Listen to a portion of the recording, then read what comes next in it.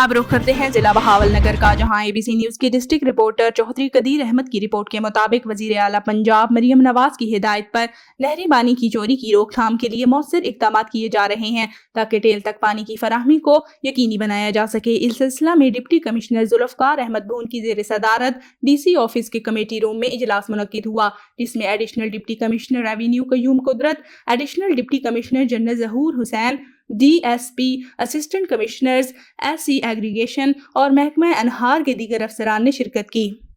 Deputy commissioner ने महकमा अनहार के अफसरान को हिदायत की कि नहरी पानी की चोरी की रोकथाम के लिए मौसर अंदाज में काम किया जाए। मुतल्लिका अफसरान नहरों की बाकायदगी से मॉनिटरिंग करें। नहरी पानी की चोरी में मुलविस अफराद के खिलाफ कानूनी कार्रवाई अमल में लाई जाए। इस सिलसिले में किसी किस्म की सुस्ती और गफलत बर्दाश्त नहीं की जाएगी। उन्होंने कहा कि तहसील सतह पर नहरी पानी की चोरी को रोकने के हवाले से कमेटियां फील्ड में मुतहर्रिक अंदाज में काम करें। वाज़ेह रहे कि कमेटी मुतल्लिका तहसील के असिस्टेंट कमिश्नर, DSP और महकमा अनहार के अफसरान पर मुश्तमिल है।